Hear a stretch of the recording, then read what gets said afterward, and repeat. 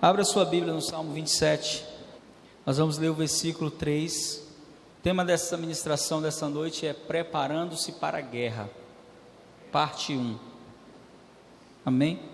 Não vai dar para falar tudo hoje, mas nós temos falado todas as quintas sobre guerra espiritual e batalha espiritual na família.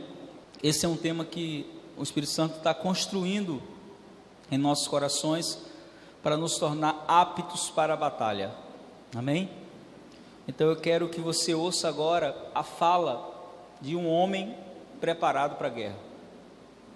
Isso aqui que nós vamos ler agora é o discurso de um homem que enfrentou muitas guerras, de um homem que se destacou na guerra, de um homem que é conhecido como talvez o maior guerreiro do Antigo Testamento, porque todas as vezes que tem um grande desafio diante de, ou um grande adversário, um grande opositor, se lembra desse homem, Davi. E o versículo 3 de Salmo 27, ele diz assim: ainda que o quê? Que o quê? Ele não diz o inimigo, ele diz o quê? Ainda que um exército se acampe contra mim, o meu coração o quê? Não temerá. Ainda que a guerra se levante contra mim, nele eu pode sentar. Amém? Esse relato é o relato de um dos maiores guerreiros do Antigo Testamento, Davi. Quando Davi escreveu esse salmo, ele já não era mais o menino que enfrentou Golias, ele já era um homem que havia matado vários gigantes além de Golias. Mas Davi, antes de se tornar o guerreiro que ele de fato se tornou, ele teve que ser preparado por Deus para o nível de guerra que Deus queria colocá-lo.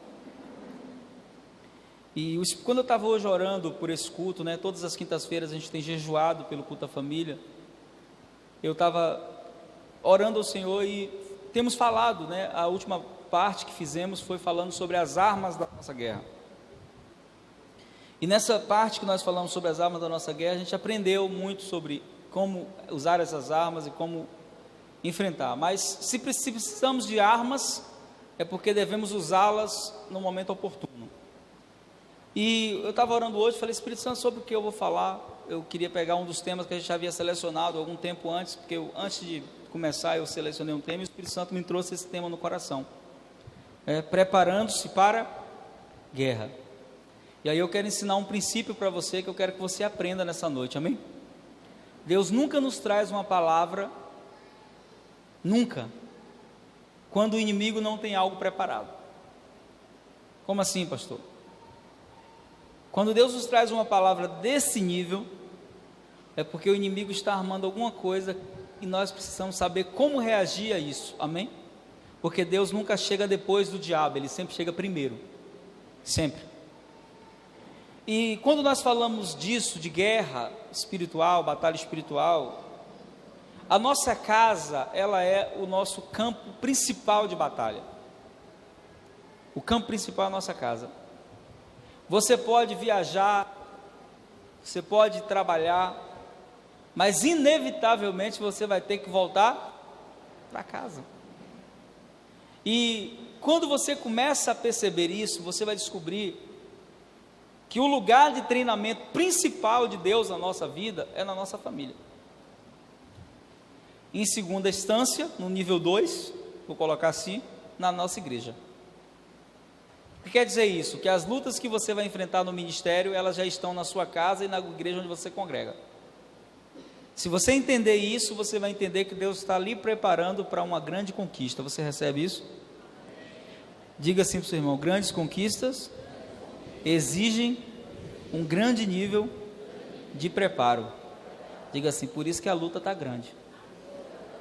Deus está lhe preparando para conquistar algo grande. Quem recebe, pode glorificar o Senhor por isso? Amém? Então, grandes conquistas exigem um grande nível de preparo. Há um provérbio que eu gosto muito, um provérbio militar, que diz que soldados são formados em quartéis, guerreiros são formados nas batalhas. Amém? Então quem está na batalha está sendo preparado por Deus. E esse irmão que escreveu esse salmo, Davi, ele é um exemplo disso. Porque a primeira guerra de Davi não foi contra Golias. A primeira guerra de Davi foi contra a rejeição dentro da sua própria família. A primeira guerra de Davi foi contra a falta de reconhecimento e todos os desafios que ele enfrentou. Eu não vou pregar muito hoje sobre Davi, só quero tomá-lo como referência. Mas quando nós começamos a entender isso, que a nossa casa é um lugar de treinamento, eu posso afirmar isso com toda a veemência, porque eu vivi isso na minha casa. Grandes lições espirituais que eu tirei de como o inimigo agia, do que o inimigo fazia, de como ele trabalhava, eu aprendi na pele, dentro da minha casa. E quando hoje eu prego, o resultado de tudo que eu falo hoje, das experiências que eu tenho, a maioria delas foram tidas dentro da minha casa, no meio da minha família.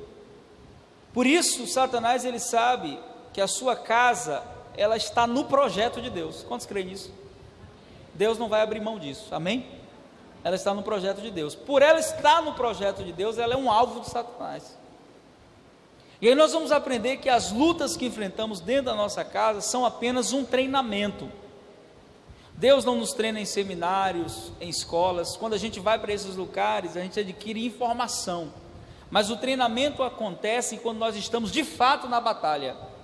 É como um filme que eu assisti há muitos anos atrás, que fez muito sucesso, você deve ter assistido também, que se chama O Resgate do Soldado Ryan. Alguém assistiu esse filme? Quem lembra de um soldado que quase todo mundo morreu por causa dele? Porque ele não teve coragem de enfrentar o inimigo. Ele ficou com pânico na hora da guerra. Ele tinha sido treinado, ele tinha sido trabalhado, mas na primeira experiência prática dele, ele não só se prejudicou, como ele também prejudicou todo o seu exército. Quando nós olhamos aquele filme como um exemplo, a gente aprende que uma coisa é você vir para o culto da família, amém? É muito bom você vir, e glória a Deus porque você veio, enfrentou a chuva, enfrentou o desafio de estar aqui, já é uma vitória, amém? Mas outra coisa é o que você vai aprender aqui, e como você vai se comportar quando a luta vier. Porque quando a luta vem, geralmente o pastor não está perto. Geralmente os amigos de oração nem sempre estão perto. Tem situações em que o próprio Deus deixa você só, não porque Deus seja malvado, mas porque Deus quer ensinar para você que nas suas mãos estão armas tão poderosas que você mesmo não as conhece. E você só vai descobrir o poder dessas armas quando você começar a usá-las. Você só vai descobrir a potência daquilo que Deus te deu espiritualmente quando você passar por uma situação difícil. E os lugares onde a gente enfrenta situações mais difíceis é na nossa casa, na nossa família. Por isso que eu preciso entender algumas coisas, né? E aí eu anotei aqui nessa noite para compartilhar, repartir com os irmãos algumas coisas. O que precisamos fazer e saber para vencer nessa guerra pela nossa casa, pela nossa família. Alguns pontos bem importantes. Se você não for comprar o DVD depois, anote, porque é o tipo de coisa que a gente não pode só ouvir, porque na hora da luta a gente passa por uma amnésia diabólica. Já viu que a gente esquece de tudo na hora da luta? Mas se a gente tem escrito, se a gente tem enraizado no coração, se já é princípio, ninguém tira. Amém? Primeiro ponto, e talvez seja o ponto mais importante de todos, e é o que muita gente negligencia: estar firme com Jesus. Pergunta ao seu irmão: você está firme com Jesus, querido? Fala assim com fé: você está firme com Jesus? Firme como diz a palavra, como os montes que não mais permanecem. Abra sua Bíblia em Romanos capítulo 5. Romanos capítulo 5. Sabe qual é o maior sinalizador de que você verdadeiramente está firme? Paulo vai falar agora. Amém? Você encontra o irmão e fala: ei, irmão, firme com Jesus? Ele disse: firme. Mas tem um termômetro da nossa fé, que define se estamos firmes ou não, e Paulo vai falar isso agora, a gente vai ler isso, amém? Quem encontrou Romanos 5, diga amém. Ele diz assim: justificados, pois, pela fé, tenhamos o quê? Paz com Deus, por nosso Senhor Jesus Cristo, por quem obtivemos também nosso acesso pela fé a esta graça, na qual estamos como? Estamos como? Estamos como? Firmes. E gloriemo-nos na esperança da glória de Deus. Aí ele diz qual é o sinal de que eu estou firme ou não. Versículo 3, ele diz: e não somente isso, essa paz, não somente essa certeza, quando eu estou firme, ele diz assim: eu me glorio em quê? Nas tribulações. Quem aqui gosta de tribulação, levanta a mão. Quem não gosta? Mas quem quer ser um guerreiro de Deus, experimentado, levanta a mão. Isso não vai acontecer sem tribulação. Não vai. A experiência só pode ser adquirida em meio à tribulação. A única coisa que a gente não pode transferir para os irmãos é a tribulação, é a experiência. Se a gente pudesse fazer transferência de experiência, era muito bom, né? Eu chamava vocês todos aqui na frente e assim: olha, amado, vem cá, toda a experiência que eu tenho nesses 24 anos na fé, eu agora transfiro para a sua vida, receba. Aí você, recebia. Aí já levantava com a mesma experiência de fé. Seria maravilhoso, né? Sim ou não? Mas não transfere. Não, você ficava com a sua, mas transferia, né? Seria bom ou não? Seria bom ou não? Mas não acontece. Você vai ter que ter a sua experiência. Paulo fala isso. A experiência nos coloca em uma posição onde a gente enxerga algumas coisas de uma forma totalmente diferente das outras pessoas. Um exemplo que eu sempre gosto de dar: eu estava com um amigo do Chile, estávamos viajando juntos aqui no Brasil, eu fiz uma agenda para ele, e nós estávamos em uma cidade, no quarto de hotel, eu estava conversando com a minha esposa no notebook, e ele conversando com a esposa dele no notebook, e foi naquela época que aconteceu aquele terremoto violento no Chile, que matou um monte de gente. E aí, enquanto eu estava conversando com o Rose, ele conversando com a esposa dele, ele me chama, né? Pastor, vem. Aí eu fui, quando eu vi, a esposa dele estava lá na webcam, e a casa estava assim, ó, tudo tremendo. Eu disse assim: o que é isso? Ele está temblando. Estava tendo um terremoto naquela hora na casa dele. E a esposa dele batendo papo com ele no Skype. Aí disse: vem cá, rapaz, se fosse a minha esposa, eu falei para ele, eu estava de joelho, Deus, e vi os anjos, faz alguma coisa. Não, esse é dos fracos. Ele já tinha tanta experiência com terremoto que ele sabia quando era forte e quando era fraco. Estava bem na dele. Qualquer pessoa comum e normal já estava desesperada. Mas de onde veio aquela confiança de que aquele era um nível baixo de terremoto? Da experiência. Então tem algumas certezas que vão surgir no nosso coração, que elas só vão surgir como fruto da experiência que nós vamos ter com Deus. E a experiência é a única coisa que ninguém pode roubar de você. Ninguém. Quando aquele homem de João capítulo 9 foi cego, disseram para ele assim: esse homem que curou você é pecador. Ele disse: olha, se ele é pecador, eu não sei. Eu sei de uma coisa: eu era cego e eu estou vendo. Ou seja, ninguém pode roubar isso que ele fez. E aí Paulo diz assim: por que nós vamos passar? Ele diz assim: olha, não somente nos alegramos isso, mas na tribulação, porque a tribulação ela tem a capacidade de produzir algo que muita gente precisa e não tem. O que a tribulação produz? Aí está a resposta. Ele diz assim: a tribulação produz o quê? A perseverança. É como se ele estivesse dizendo: a matéria-prima da perseverança é a tribulação. Ah, pastor, então não quero não. Então você vai ficar um crente fraco, raso, um crente desnutrido espiritualmente para sempre.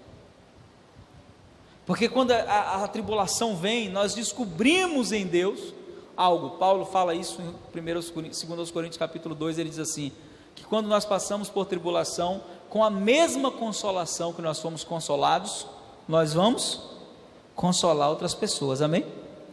E aí eu não sei com que ouvidos você está ouvindo o que eu estou falando, mas eu descodificar o que eu estou dizendo. O que eu estou dizendo é que isso que é a tua luta hoje, vai ser remédio para outras pessoas quando Deus te der vitória. Você recebe isso?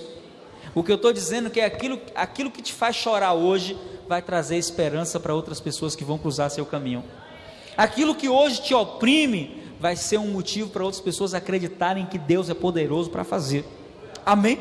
Porque Deus vai permitir que pessoas cruzem o seu caminho, vivendo a mesma experiência que você está vivendo hoje, mas quando elas chegarem na sua vida nessa etapa, você já vai ter tido vitória, e você vai dizer, olha, se você se comportar assim, Deus vai agir, Deus vai fazer, e você verá que tudo isso que você está vivendo hoje tem um propósito, não é para te destruir, é para construir em você um guerreiro inabalável. Você recebe isso? Então quando eu entendo isso, aí Paulo diz assim, eu vou ser perseverante, não vou desistir fácil. Desistir é uma opção muito fácil. A perseverança é a teimosia santa, né? É alguém que diz assim, não, se Deus falou eu vou e pronto. É um exemplo que muita gente não tem. Aí Paulo diz que quando você aprende a ser perseverante, só depois que você aprende a ser perseverante, a perseverança ela produz a experiência. O que ele está querendo dizer aqui? Deixa eu resumir o que ele está querendo dizer, amém? Ele está querendo dizer, quem desiste não tem experiência. Diga para o seu irmão, quem desiste não tem experiência. Você quer ter experiência de transformação na sua família? Persevere. Quem desiste não tem experiência para contar. Só tem experiência quem persevera. Quando eu adquiro a experiência, ele diz assim, a experiência então produz a esperança. O que é esperança? É uma palavra composta, é esperar com confiança. E a esperança não desaponta, porquanto o amor de Deus está derramado em nossos corações pelo Espírito Santo que nos foi dado. Amém? Você observou que é uma série de degraus? Observou? Tribulação, perseverança, experiência, esperança, entendimento completo do amor de Deus. 5 níveis. Você começa com a tribulação, vê a tribulação, bum, chegou. Aí você se desespera, aquela coisa toda, meu Deus, o que é que eu vou fazer? Aí você, não, vou perseverar, vou continuar confiando em Deus. Aí à medida que você vai confiando, Deus vai manifestando os milagres, vai manifestando os sinais, vai trazendo resposta, envia uma pessoa ali, envia um irmão ali para te abençoar, e Deus vai fazendo coisas, Deus traz um contato ali, enfim, você vai adquirindo experiência. A experiência gera uma esperança, que gera uma certeza de que Deus vai mover em favor da sua família, em favor da sua casa. Aí você descansa no amor de Deus, porque a Bíblia diz que o verdadeiro amor lança fora todo medo. O verdadeiro amor lança fora todo medo. Quando nós começamos a entender isso, nós vamos descobrir que se nós não estivermos firmes com Jesus, a luta pode nos tirar da igreja. A batalha na casa pode nos abater a tal ponto que a gente pode entrar num estado depressivo, de angústia, porque aí você pesa o seguinte, se eu não estou firme, como é que eu vou tentar ajudar outra pessoa? Jesus mesmo disse, um cego não pode guiar outro cego, os dois vão cair no buraco. Eu atendi uma mãe uma vez que o filho estava nas drogas e ela veio procurar minha ajuda, e quem se aconselha comigo sabe que eu sou muito sincero, eu não sei remendar, eu falo a verdade para ninguém ficar iludido. E ela não tinha um compromisso com Jesus, não tinha uma aliança com Jesus, e ela veio pedir a minha ajuda para eu ajudar o filho dela. Eu falei, olha mãe, eu posso orar pelo seu filho, eu posso até comprar a sua causa, mas quem mais tem autoridade sobre a vida dele é você. E se você não ficar firme com Jesus, vai ficar difícil da resposta chegar. O senhor está querendo dizer que se eu não virar crente, Deus não vai fazer? Estou dizendo isso. Estou dizendo que se você não se tornar discípula de Jesus, que que se você não fizer uma aliança com Jesus, Ele não tem compromisso nenhum com você. Parece duro de se ouvir isso, mas Deus tem compromisso com quem tem compromisso com Ele. Mas o sol nasce para todos. Eu falei, mas a sombra para alguns. Deus ama a todos, mas não tem intimidade com todos. Aí fui dando vários exemplos da Bíblia em que Deus não fez. Porque a gente só gosta de contar do que Deus, mas tem coisas que Deus não fez, porque não existia uma aliança. Não vou fazer. E não tem quem faça Deus mudar de ideia, porque Deus não negocia os princípios dele com ninguém. E aí ela ficou brava e começou a vir orando, até que ela se rendeu a Jesus. Depois ela foi se firmando em Deus, e Deus fez a obra na vida do filho dela. Porque todo mundo que está aqui hoje, todo mundo, sem exceção, é resultado de oração de alguém que tinha uma aliança com Deus. Sim ou não? Eu lembro de quem guerreou por minha vida. Você lembra de quem guerreou pela sua? Às vezes foi o marido, às vezes foi a mãe, às vezes foi o filho. Foi alguém que guerreou por você, meu irmão. Alguém que tinha uma aliança com Deus, orou por você. E você está aqui hoje, você é resultado de oração. E como você está aqui hoje, eu quero declarar que as pessoas da sua família também vão estar aqui um dia, como resultado das suas orações. Mas para que isso aconteça, tem que ter aliança com Deus. Se não tem aliança verdadeira com Jesus, João capítulo 9 vai dizer que Deus não ouve oração de pecadores. Está escrito. Pastor, mas todo mundo é pecador. Não é bem isso que está escrito. A Bíblia está escrito que quando você nasce de novo, você agora não é mais um pecador tentando ser santo. Você é um santo lutando contra o pecado. Todas as cartas da Bíblia, quando Paulo escreve às igrejas, ele diz assim: aos santos que estão em Corinto, aos santos que estão em Efésio. Se ele fosse escrever hoje, ele iria dizer aos santos que estão em Salvador. Ele não ia dizer aos pecadores que estão aí em Salvador se esforçando para ser santo. Não. Então, quando nós temos uma aliança firme com o Senhor, e estamos firmes nessa aliança, a resposta vem mais rápido. Amém? Diga para o seu irmão: quem define o tempo da resposta é o nível da sua entrega. Amém? Quer resposta rápida? Se entrega 100%. A Bíblia diz, e eu creio no que a Bíblia diz. Quem crê no que a Bíblia diz? Que Deus não nega. Salmo 81, 84.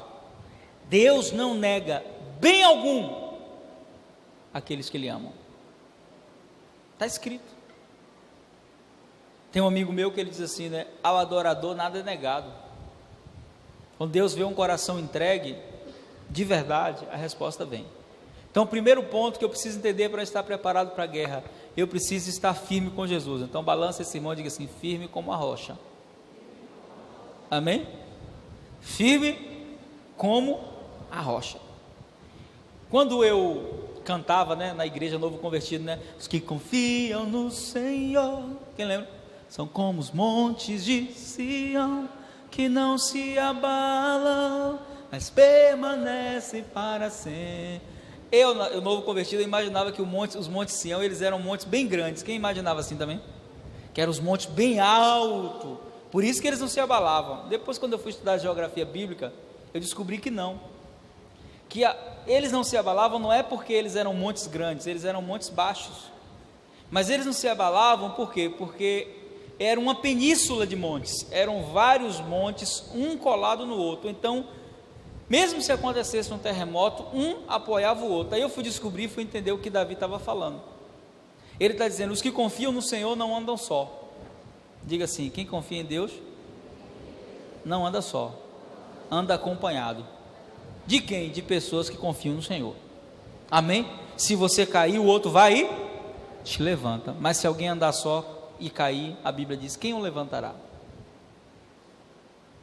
Aí eu fui entender, Davi estava dizendo que nossa confiança no Senhor gera dependência dele e também uma dependência mútua daqueles que são nossos irmãos. Amém? Então, a primeira coisa que eu preciso fazer para vencer na guerra, eu preciso estar firme com o Senhor. Amém? Segunda coisa, e essa talvez seja uma das mais importantes, eu preciso entender como funciona o mundo espiritual. Você sabia que 90 não vou exagerar não, mas uns 70% dos filhos de Deus não sabem como o mundo espiritual funciona? A pior coisa é você visitar um país onde você não conhece as leis daquele país. Você pode ser preso no primeiro dia lá. Pessoas, por exemplo, que estão acostumadas no Brasil a jogar lixo na rua.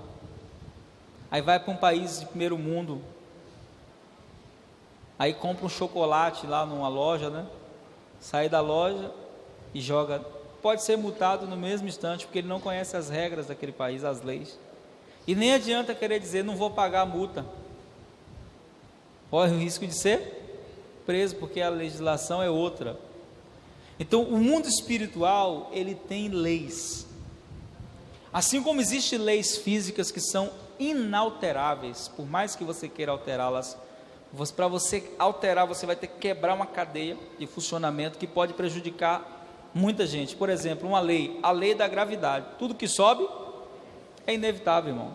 Aí alguém decide desrespeitar essa lei. O cara sobe num prédio de 20 andares e diz assim: vou pular daqui, não vai acontecer nada.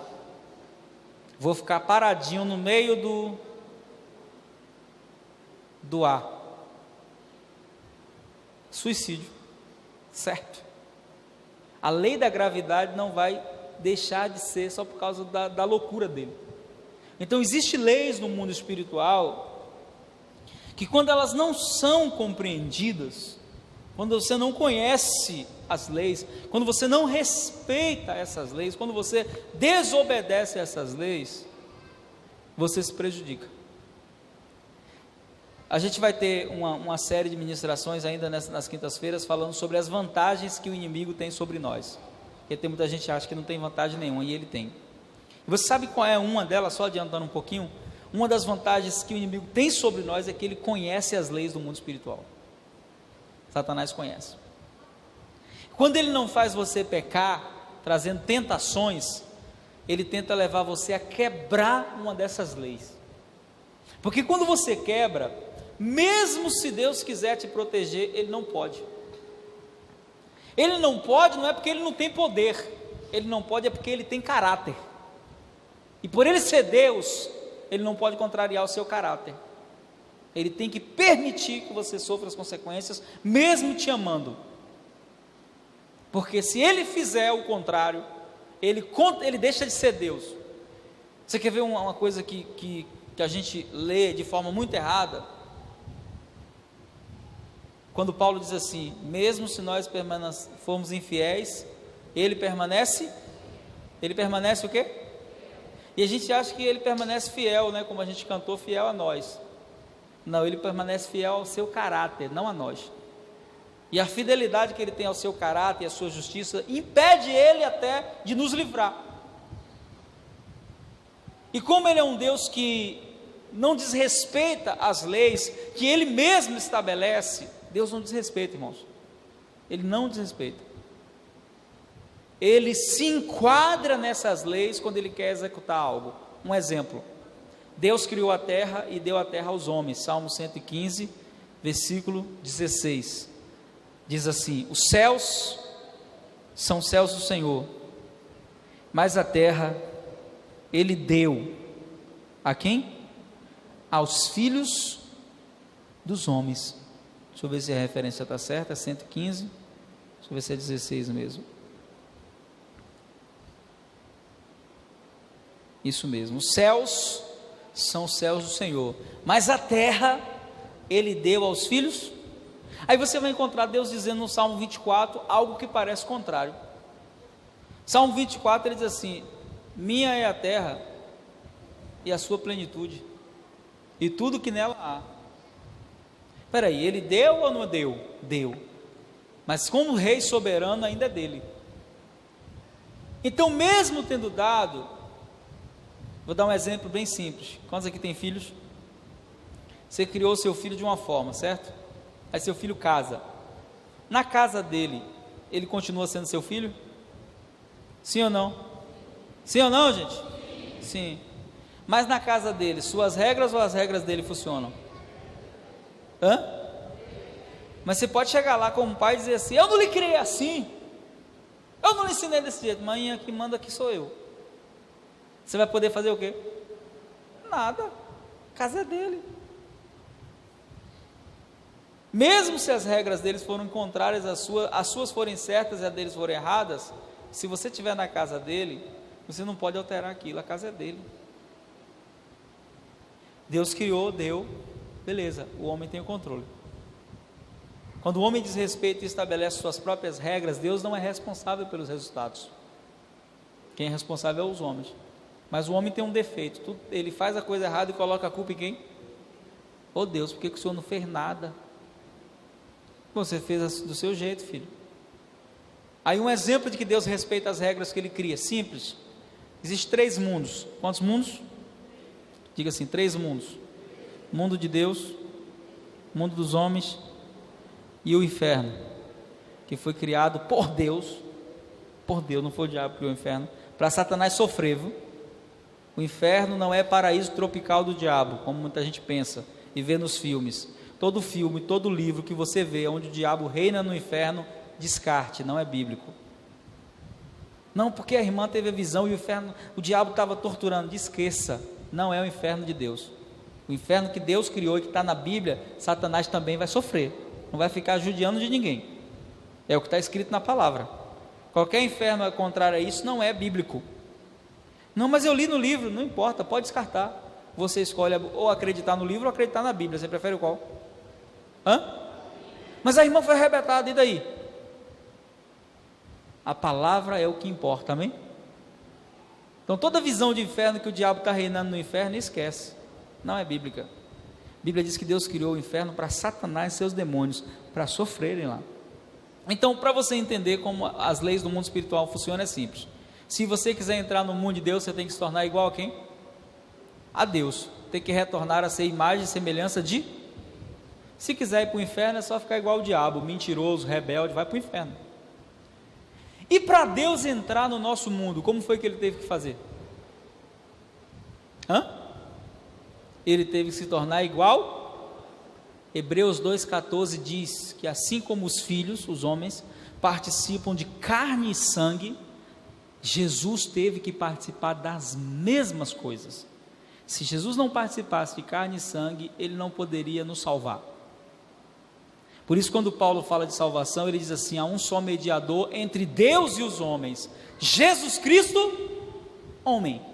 Ele não diz Jesus Cristo Deus, ele diz Jesus Cristo o quê? Homem. Então as leis do mundo espiritual, elas precisam ser conhecidas. Além delas serem conhecidas, elas precisam ser respeitadas, para que você não se dê mal. Vou falar de algumas leis do mundo espiritual, amém? Isso é o tipo de coisa que você tem que escrever aí, porque volta e meia você quebra uma dessas leis. A lei que eu mais tenho respeito no mundo espiritual, essa é a que eu mais respeito, a lei da semeadura. Quando a gente fala hoje de lei de semeadura na igreja, o pessoal só pensa em quê? Vixe, já vai pedir oferta. A lei da semeadura, ela não está ligada só à oferta, também à oferta, amém? Mas a lei da semeadura é um princípio de Deus que está escrito em Gênesis capítulo 8, abre aí, Gênesis capítulo 8, versículo 22, grife na sua Bíblia, marque aí, coloque uma nota, porque isso aqui é uma lei inalterável. Quem encontrou? Gênesis 8, 22. O que é que diz aí? Para aí nessa primeira parte. Enquanto a terra, ainda tem terra? Então diga o seu irmão, está valendo. Enquanto a terra durar, o que vai acontecer? Não deixará de haver sementeira e ceifa, frio e calor, verão e inverno, dia e noite, enquanto a terra durar. São leis espirituais que estão escondidas aqui. A lei da semeadura, essa lei, meu irmão, é a que eu mais respeito. Você sabe que quando eu comecei a estudar as leis espirituais, eu fui entender uma das falas mais difíceis de Jesus, que é quando Jesus diz assim: amai aqueles que vos perseguem, que falam mal de vocês. Quando eles falarem mal de vocês, abençoe eles, falem bem deles.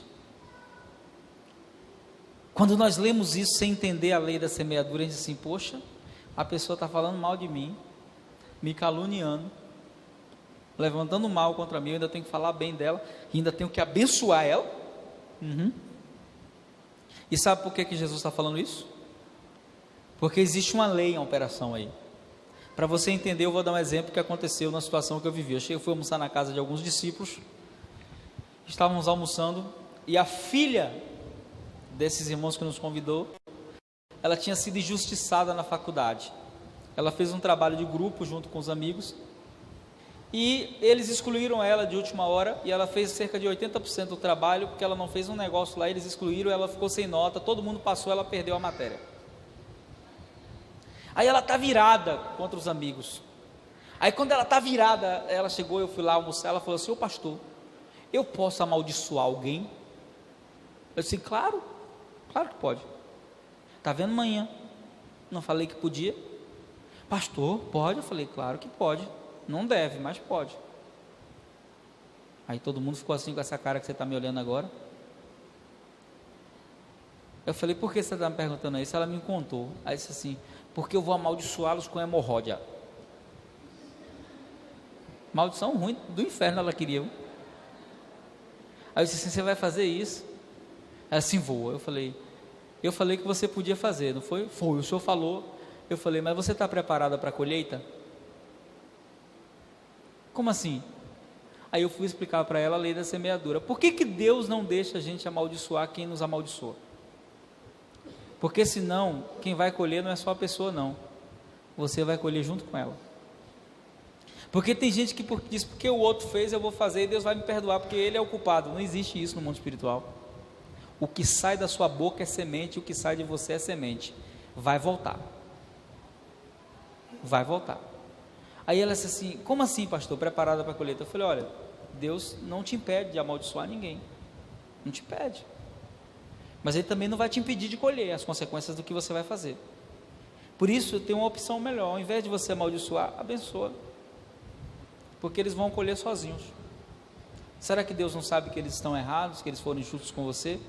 Sabe. Eu falei: então deixa Deus ser Deus e deixa as leis do mundo espiritual funcionarem. Você só abençoa eles. Mas eu estou com raiva, eu não quero abençoar. Não tem problema, mesmo com raiva, abençoa. E vale essa bênção? Vale, porque é um mandamento. E aí vamos orar aqui, e aí oramos e ela abençoou aquelas pessoas. Pastor, e o que aconteceu? Não sei, não quis saber também. Mas muita gente cai no laço do diabo. Você está de bem com Deus, vivendo um tempo bom com Deus, aí alguém se levanta contra você. Você, ao invés de ser inteligente, vai e começa a falar mal da pessoa também. Aí quebra a sua comunhão com Deus, porque está caindo no mesmo erro que ela. E ainda vai colher uma semente que começou. Nós somos induzidos a plantar sementes pelo inimigo. O diabo é um plantador de sementes malignas. E você sabe o que é mais terrível na lei da semeadura? Porque ela tem um lado bom que nos abençoa poderosamente, mas tem um lado mau que nos prejudica poderosamente. Uma das coisas mais fortes sobre a lei da semeadura é a seguinte: nenhuma semeadura ela é obrigatória, não é verdade? Toda semeadura é voluntária. Você semeia se quiser, se não quiser, fica quieto, tranca a boca. Fulano, você não vai falar nada com isso que fizeram com você? Não vou. Fica calado. Amém? Porque a semeadura, ela é voluntária, mas a colheita, meu irmão, ela é obrigatória. Deus perdoa, mas tem que colher. Quem bem sabe disso é Davi. Matou Urias, Deus perdoou, amém? Mas a casa dele se tornou um inferno. O irmão estuprou a irmã, o irmão matou o outro, o filho queria matar era ele. Já imaginou? Aí vem o segundo ensinamento sobre a lei da semeadura, que esse pode nos abençoar grandemente ou nos prejudicar grandemente. Um detalhe: todas as vezes que você conhece uma lei, você pode usar ela ao seu favor. Quem sabe disso? Quem sabia? Esse dia eu vi um vídeo que a galera foi no Burger King, e você sabe que no Burger King é assim, você comprou um hambúrguer, o refrigerante é de graça, quem sabe disso? Ainda bem que o meu gerente do Burger King não está aqui, que congrega aqui com a gente. Uma galera foi lá e levou um galão de 20 litros para o Burger King. Compraram o refrigerante, o hambúrguer, e botaram o galão de 20 litros embaixo do negócio de refrigerante e começaram a encher. Não disse que você tem que consumir ali, disse que você tem direito. Aí deu pau. O gerente não queria deixar, mas não foi aqui não, foi em outro lugar.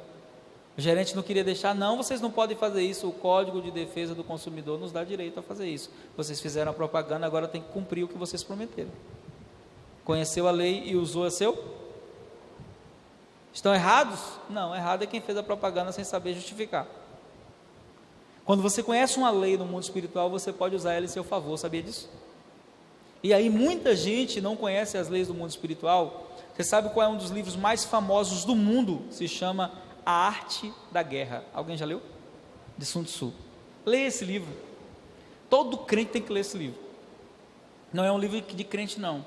É a história de um general que mudava o curso das guerras somente porque ele conhecia as leis da guerra. E aí uma das leis da semeadura que é inevitavelmente forte: ninguém planta uma manga para colher uma manga. Se plantar um caroço de manga, vai colher uma multidão, uma quantidade enorme. Ou seja, a semeadura sempre será a colheita sempre será multiplicada. Então, como Satanás sabe disso, o que ele faz? Você está orando pela pessoa da sua família, guerreando por ela, batalhando por ela. Aí o diabo diz assim: vou fazer ele cumprir a lei da semeadura. Aí acontece uma situação terrível em casa, e você começa a lançar sementes. Vou falar de algumas sementes que o homem tem, que Deus nunca vai mudar, porque são sementes. Palavras são sementes, repita comigo: palavra são sementes. Então pergunto, seu irmão, o que você tem plantado no solo da sua família?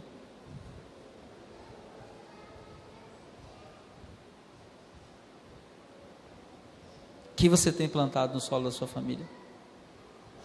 Quais são as sementes que você tem plantado na sua vida? Eu não presto, nada dá certo na minha vida. Só lançando o quê? Semente. Palavras são sementes.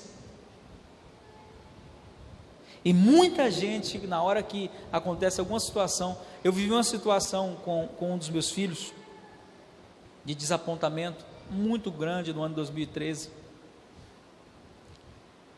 E quando eu fiquei com muita raiva de tudo que aconteceu, primeira exortação do Espírito Santo: não abra a boca e libere nenhuma palavra de maldição contra ela. Fique calado. E eu sofri calado, porque na hora da raiva a gente não raciocina e amaldiçoa. Eu sabia que você não ia prestar, que você não ia dar para nada. Esse menino nunca vai fazer nada certo na vida, não é? Você é burro. Sementes. E sementes que vão sendo lançadas e que o inimigo só faz regar, porque ele quer que nasça. E aí Deus então faz com que a gente arranque isso, amém? Como é que arranca, pastor, essas sementes? Quebrando essas declarações, amém? No mundo espiritual, Deus, eu não vou fazer da minha boca um manancial de morte, nem de derrota, vou fazer da minha boca um manancial de bênção, amém? Então a lei da semeadura é uma das leis que no mundo espiritual tem um poder tremendo. Queria ter mais tempo para falar mais sobre isso. É um assunto que dá uma mensagem só sobre essa lei. Se tem uma lei que eu respeito é essa. Eu passei uma situação há uns 3 anos atrás de traição, de abandono, uma traição terrível com a equipe ministerial que a gente tinha. Aí todo mundo que me encontrava, que vinha falar o que a pessoa estava falando de mim: rapaz, está falando isso de você. Eu ficava quieto. Aí um dia uma pessoa não aguentou, disse assim: vem cá, tu não vai falar nada, com tudo que eu estou te contando, você não vai falar nada. Eu falei: eu não vou falar nada. Mas rapaz, você não vai nem procurar ele? Eu falei: não, na hora certa a gente vai conversar. Moço, eu não consigo ser assim não. Eu falei: pois é, cada um dá o que tem. Ele não está dizendo que eu fiz tudo isso aí? Eu sei que eu não fiz. Ele não está dizendo todos esses absurdos, tá? Bom, ele está plantando semente. Deixa ele plantar sozinho. Eu só vou plantar semente de bênção. E aí Deus criou circunstâncias, situações. Essa pessoa, eu fui para um lugar e alguém me pediu referência dela, ó, para ir. Fulano está uma bênção, assim, ó, uma bênção. Tive a chance de queimar a pessoa, vamos dizer assim, mas não fiz. Por quê? Porque eu sou fonte de bênção. Cada um dá o que tem. Amém? Segunda lei do mundo espiritual que a gente tem que respeitar na guerra: a lei do princípio de autoridade. Deus não negocia essa lei com ninguém. Tem gente que desconhece o poder dessa lei. E quando a gente fala de princípio de autoridade, a gente só lembra dos pastores, enfim, de tudo. Irmãos, é uma lei. Quem criou? Deus. Você quer ver um exemplo disso? Olha, no dia que eu entendi isso, e tem um livro que eu recomendo a todos a lerem, que se chama Autoridade Espiritual, de Watchman. Quem já leu? Esse foi o primeiro livro cristão que eu li, e eu louvo a Deus por ter sido o primeiro, depois da Bíblia, porque esse livro gerou em mim um caráter de submissão tão forte, que eu não tenho crise em obedecer. E aí, alguns princípios sobre submissão. Um deles, primeiro, submissão é para quem é livre. Submissão não é para escravo. Escravo tem que obedecer porque é escravo. Submissão é para quem já foi liberto. Eu escolho obedecer você. Isso é submissão. Amém? É uma escolha. Eu faço. Quem diz assim: eu obedeço porque não tem jeito, não é submisso. É um rebelde disfarçado. Mais cedo ou mais tarde, a rebeldia se manifesta. Submissão é diferente de subserviência, que é subserviência, obedecer a qualquer custo, obedecer a qualquer preço. Submissão não, submissão tem princípios. Quer ver um princípio que muita gente não conhece da submissão? É possível ser insubmisso sem ser rebelde. Muita gente não sabe disso. É possível ser insubmisso sem ser rebelde? É. Quando? Quando a pessoa que está acima de você desrespeita a Deus, você não deve submissão a ela. Exemplo disso, Daniel. Daniel foi submisso à lei do rei? Foi ou não? Sim ou não, gente? Estão na dúvida? Sim ou não? Quem acha que sim, levanta a mão. Levanta a mão alto para eu ver. Quem acha que não? Quem não levantou a mão nem na primeira nem na segunda?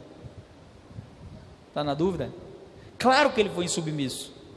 A lei não é para orar. Ele obedeceu ou desobedeceu? E Deus puniu ele? Por que não? Porque aquela lei contrariava o princípio da autoridade. Aquela lei tirava a autoridade de Deus e colocava os demônios na autoridade. Isso se aplica em qualquer área. E aí eu vou falar agora um exagero para muita gente, mas até dentro da igreja. Se o pastor dá uma ordem e ela não se enquadra na palavra, você não precisa obedecer. Ele vai te ameaçar que você vai entrar debaixo de maldição e que etc e tal.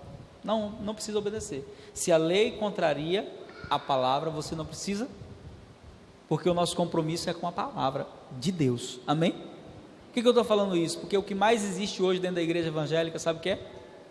Abuso de autoridade. Pastores que gostam de tratar as pessoas como se elas fossem nada, que gostam de humilhar as pessoas. Está cheio disso na igreja. Pastores que olham para as pessoas de cima para baixo, como se ele fosse melhor do que a pessoa. Está cheio. Gente que quer fazer dos discípulos de Jesus escravo, que usa a posição que tem para pisar nos outros. Pastores, estou falando de pastores. Está cheio dentro da igreja evangélica, que não respeitam ninguém, porque eu sou pastor, e daí? Pedro vai dizer: tratem o rebanho de Deus com amor, porque um dia vocês vão ter que dar conta ao Supremo Pastor. Então, eu posso ser insubmisso sem ser rebelde. Quando aquele líder, ele contraria a ordem de Deus. Por exemplo, se lançasse no país uma lei onde fosse proibido carregar Bíblia, não pode mais carregar Bíblia, quem carregar vai ser preso, vai ser multado, eu não obedeceria. Outro exemplo, lá em casa a lei da palmada não funciona. Lá em casa, se aprontar, disciplina. A Bíblia ensina, eu obedeço o que está escrito. Não tire a vara da criança, porque se tirar, ela vai ser uma vergonha para você. Está escrito. E quem escreveu? Aquele que conhece o ontem, o hoje e o amanhã. Ele ensina que a meninice, que a maldade está no coração do menino. O homem é mau desde a sua meninice, está escrito.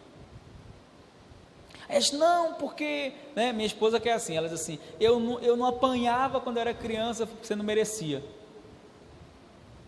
Se merecesse, apanhava. Não sou a favor de espancar, é tanto que lá em casa eu nunca disciplino quando eu estou com raiva. Se eu tiver com raiva, eu não disciplino, deixo passar a raiva. Quando passa a raiva, uns 15 dias depois, eu vou cá. Está lembrado que você fez isso? Opa, isso ainda está lembrando? Claro. Estava pensando, eu estava esperando eu ficar de boa assim, para ele dar a sua. Agora que eu estou de boa, você sabe que você vai apanhar, né? Sei. Você fez o quê? Repete aí para mim. Eu fiz isso foi. É certo? Não. É errado, né? Então, todo erro tem consequência. Vamos. Tá. Falei isso aqui um dia no culto, o irmão saiu bravo. Que pode o pastor bater no filho? Hebreus capítulo 12 diz que Deus disciplina só quem é filho.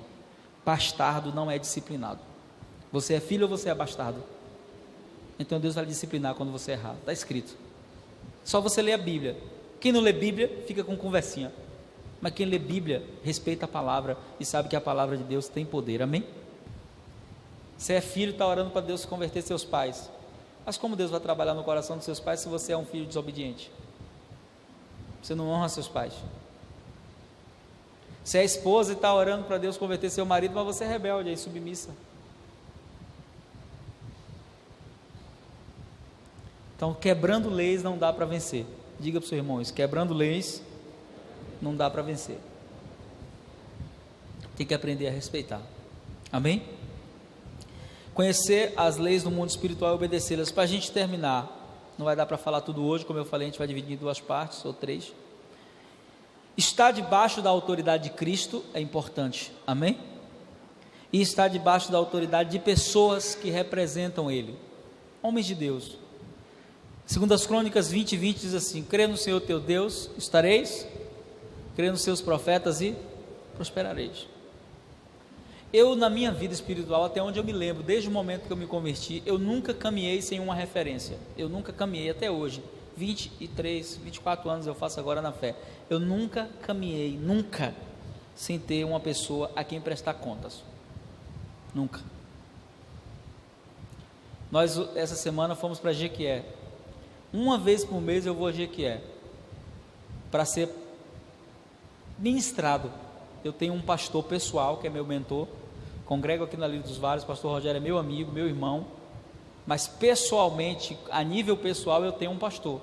Aqui dentro ele é meu pastor, respeito, amo, não admito que ninguém desrespeite, mas antes de vir para cá eu já tinha um pastor que cuidava da nossa vida há quase 10 anos. Antes de entrar aqui eu falei, olha, eu estou vindo para cá, aqui dentro eu vou lhe respeitar como meu pastor, vou lhe honrar como o pastor nessa casa, mas eu tenho um pastor, eu tenho alguém que cuida da minha vida. Não, amém, pode ser bem-vindo assim mesmo. Já trouxe aqui para apresentar, no dia que eu trouxe para dizer, ó pastor Rogério, esse aqui é o homem que cuida da minha vida. Depois de Deus é Ele aqui na terra. Ele é meu pastor. Uma vez por mês eu viajo 800 quilômetros, 400 para ir, 400 para vir, uma vez por mês, para sentar e ficar 4 horas com ele, numa reunião com vários pastores. Aí eu cheguei terça-feira lá, né? Interessante, né? Eu sento do lado dele. Aí eu achei algo interessante ontem, né? Que eu cheguei e não sentei logo. Aí um dos pastores, irmãos da nossa cobertura, disse assim: Santos, seu lugar. Eu falei: ó, já entenderam que ali é meu lugar, isso é bom. Aí eu falei: não, vou para aí agora. Aí sentei, Rose ficou lá batendo papo com os irmãos: venha para cá. Aí ela: não, vou ficar aqui com os irmãos. Aí ele virou para ela, né, nosso pastor, assim: obedeça seu marido. Aí ela: agora. Sentou perto.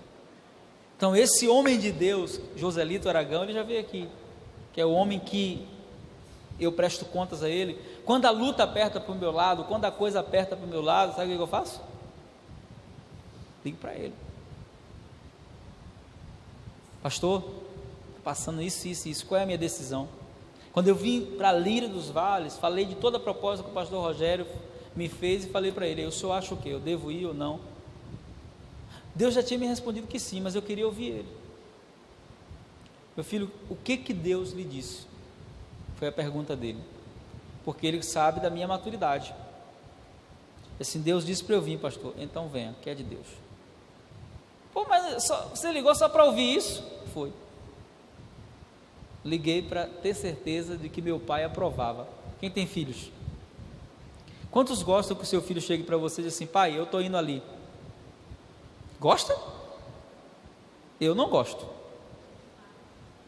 Eu gosto que eles cheguem e perguntem assim: pai, eu posso ir ali? Porque comunicar e pedir autorização são duas coisas totalmente diferentes. Se seu filho chega assim: ó, estou indo na festa sábado, você gosta? Gosta? Não, lá em casa não funciona assim não.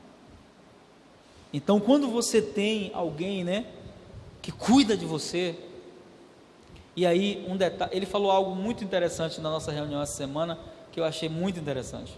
Falei: meu Deus, isso aí é forte, porque eu já acreditava nisso, né? Quando ele confirmou, ele disse: no discipulado, quem tem, deixa eu ver se eu acho aqui, está aqui no meu bolso, está aqui.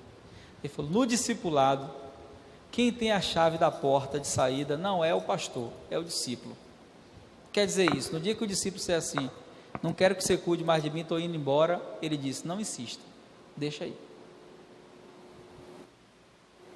Ah, pastor, vai deixar embora? Deixa aí. O pai do filho pródigo insistiu para o filho ficar? Meu filho, fica aí, por favor, eu dou a herança, você fica aqui. Foi assim? Liberou. Porque quem é filho de verdade sempre volta para a casa do pai. Volta ou não volta? Não volta, meu irmão. E eu aprendi esse princípio, vivo isso. Então eu aprendi que no mundo espiritual tem algumas guerras que eu vou lutar, né? Se a gente teve uma experiência, né, com 2 filhos espirituais que a gente tem aqui, Alain e Michele. Eles receberam um diagnóstico médico, e aí eles me ligaram. Alain é mais, né, rocha assim, né? Não ligou tão desesperado, mas Michele, minha filha, é mais... estava mais desesperado. Diz que o médico disse que a gente vai, chega lá, vai ficar internado. E era o dia do congresso profético. Como um pai espiritual, eu jamais poderia atender aquela ligação e desligar como se fosse uma situação normal, no momento da crise deles. Tá bom, tá. Não, eu falei: vamos orar agora. Vamos orar agora. Pelo telefone mesmo. Oramos, falei: passa para ela aí. Orei, liberei a palavra profética. Você vai lá, o médico vai dar outro diagnóstico. E foi lá, e o médico deu outro, e voltou para casa, foi para o congresso profético, foi tudo, porque quando você tem alguém na sua vida, que tem uma referência espiritual, você sabe que na hora da dor, você pode contar com alguém, amém? Então, na guerra espiritual, isso é um princípio. Eu digo que eu sou privilegiado, né? Eu tenho o apóstolo Joselito, que é meu pai, e tenho a pastora Cida, vai estar aqui com a gente essa semana, Cida Nicolau, que é minha mãe espiritual. Em termos de guerra, eu ligo para ela: ó, me cobre aí. Não, vou cobrir, coisa e tal. Então, quer vencer nas suas guerras? Tem um relacionamento discipulado. Preste conta para alguém. Porque a gente assim, não quero que o pastor se meta na minha vida, mas na hora que a coisa aperta é inevitável, vai para o pastor. Vai, irmão.